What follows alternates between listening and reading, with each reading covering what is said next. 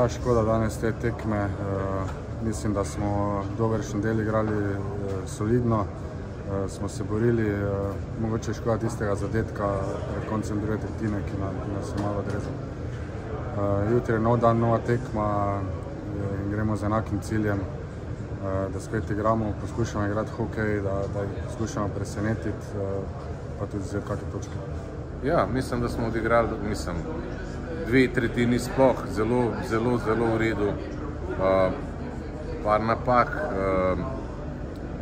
nas je potem, ko ne rečem, majčkan normalen te vrže stira. Pri 4-2 smo pač poskušali ujeti priključek, zadeli so v prazno mrežo, pa potem pač še ta napaka, zaradi tega je ta poraz zdaj malo višji, kot bi sicer bil, ampak poskušali smo vse, fantje so dali res vse od sebe, borili so se do konca in to nas lahko hrabri.